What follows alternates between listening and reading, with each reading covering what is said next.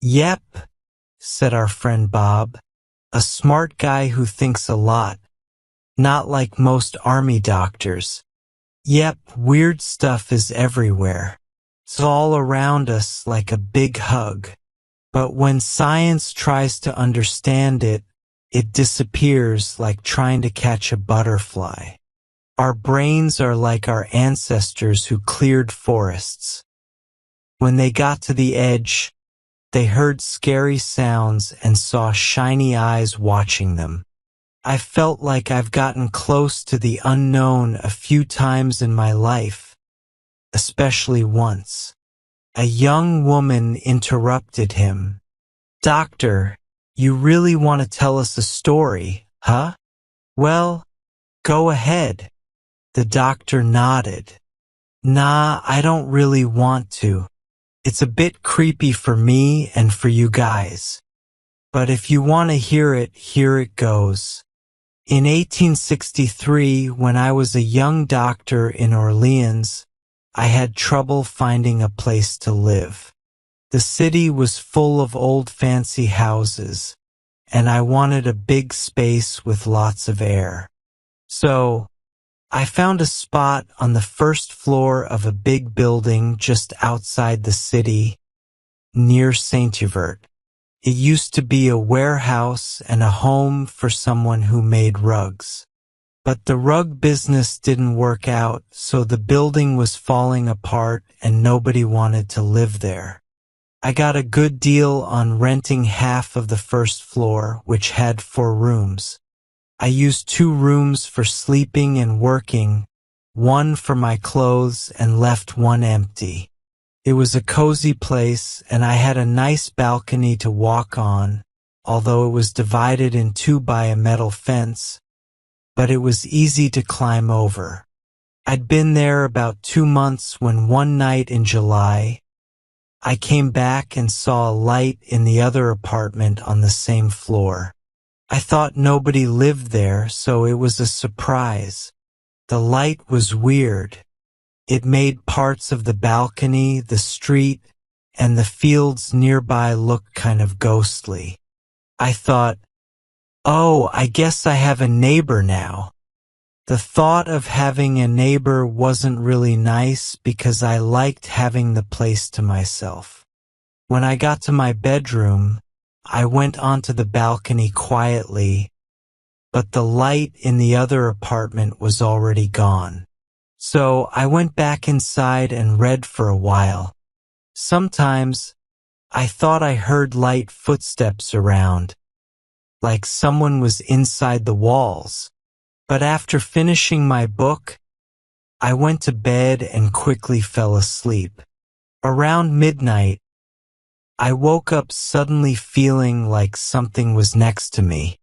I sat up, lit a candle, and saw a big cat in the middle of the room.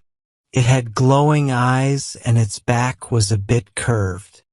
It was a beautiful Angora cat with long fluffy fur, and its color was like golden silk. Came closer to me, softly rubbing against my legs. I reached out to pet it and it let me. It even jumped onto my lap and purred. I realized it was a young female cat and she seemed to want me to pet her forever. Eventually, I put her down and tried to get her to leave, but she ran and hid. Later, when I blew out the candle, she jumped back onto my bed. I was too tired to do anything, so I fell asleep. The next morning, she was gone. Really, our brains are delicate things and can get confused easily. Let me just recap what I've told you. I saw a light in the empty apartment, then it disappeared. Also, a strange colored cat showed up and disappeared mysteriously. Now, that doesn't sound too weird, does it? But imagine if these things happened every day for a whole week, especially when you're all alone. Starts to bother you and make you wonder what's going on. Our brains always try to find reasons for things that happen, and it's unsettling when we can't figure it out. I'm not scared easily, but I've seen how fear works in others, from kids to crazy people. It grows when things are uncertain, but once you start investigating, it turns into curiosity. So, I decided to find out what was going on. I asked the caretaker, but he didn't know anything about the neighbors. There was an old lady who came by to look after the other apartment, but she wouldn't say anything to the caretaker. But I figured out why the light went out when I came home. The neighbor probably didn't want me peeking, so they turned it off when they heard me. To test this, I had dinner brought to me at lunchtime one day, and that night I stayed in. When it got dark, I went near the window. I saw the balcony lit up from the neighbor's apartment. Quietly, I went onto my balcony and crossed over to the other side. Even though I knew it was risky, I could fall or meet someone, but I wasn't scared. I reached the window without making any noise. It was partly open, and the curtains made me invisible from inside. Inside, I saw a big room with fancy furniture, though it looked a bit old. There was a lamp hanging from the ceiling. At the end of the room, a young woman was lying on a sofa.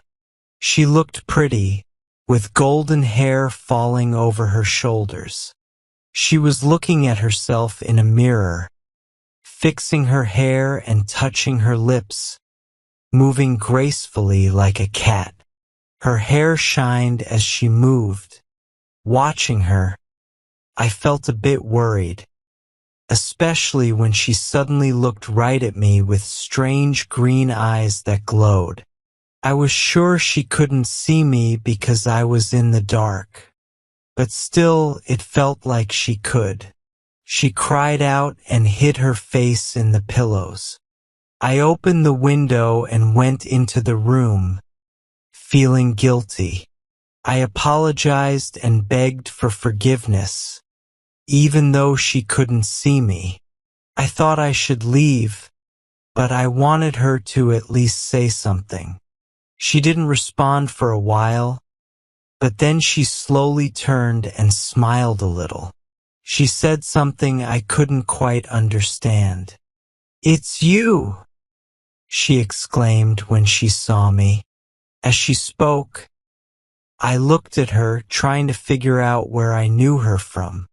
Gradually, I found my voice and apologized for being nosy. She didn't seem too bothered, and we exchanged a few words.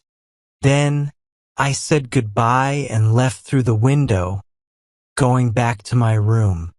Sitting there in the dark, I couldn't stop thinking about her beautiful face.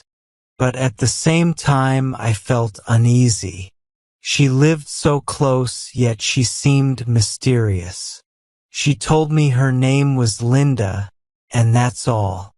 I couldn't shake off the memory of her greenish eyes and the way her hair sparkled in the dark. That night, when I lay down to sleep, the cat came back and settled at my feet. I tried to shoo her away, but she kept coming back. Eventually, I gave up and fell asleep with her nearby. But my sleep was troubled, and I had strange dreams. Have you ever had a crazy idea stuck in your head, even though you know it's silly? That's how I felt after my strange encounter. Nothing new happened, but every evening, Linda would be on her balcony, and we'd talk in the dim light. And as before, the golden cat would come to my bed and stay until morning. Linda confirmed the cat was hers, saying she looked like she was made of gold. despite nothing changing, I started feeling more and more afraid, as if I could see something that wasn't really there. "It's obvious," the young lady interrupted. "Linda and the cat were the same." Bob smiled. "I wouldn't be so sure," he said. "But I can't deny that this silly idea bothered me for a long time, especially when I was trying to sleep. There were moments when I thought Linda and the cat were somehow connected, like two versions of the same thing. I kept seeing Linda, but no matter what I tried, I never saw them together. I tried to convince myself it was nothing to be scared of, but deep down I was afraid of something intangible, a fear of my own thoughts, which is the worst kind. I started feeling mentally troubled. After spending evenings talking to Linda and feeling like I was falling in love, I went through days of torment, like someone going crazy. I felt more and more determined to solve this mystery, especially as my feelings for Linda grew. I decided to kill the cat. One evening, before meeting Linda on the balcony, I got some chemicals from my medical cabinet. When I saw Linda, she let me pet her for the first time. Her hair made sparks when I touched it.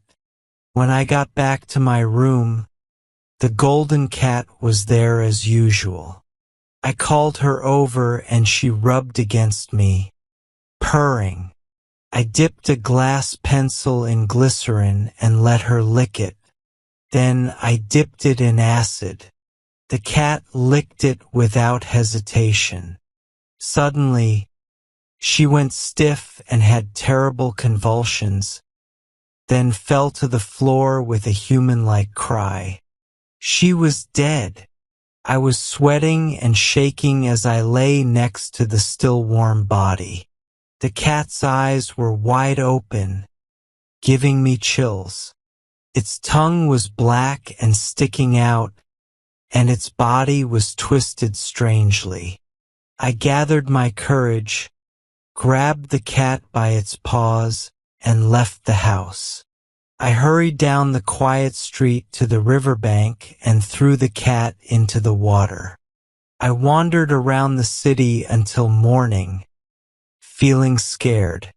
When the sky started getting light, I finally went back home. I was scared to open the door, afraid I might find the cat alive, like in a scary story by Poe.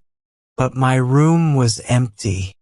I collapsed on my bed, feeling like an animal or a criminal, and finally slept for the first time, feeling completely alone until evening came. Someone interrupted, breaking the silence. "I can guess what happened. Linda disappeared when the cat died." "You can see for yourself," Bob said. "There's a strange coincidence between the events in this story, since you guessed their connections so accurately. Yes, Linda disappeared. They found her clothes and things in her apartment, even the nightgown she was going to wear that night. But there was nothing to show who she really was.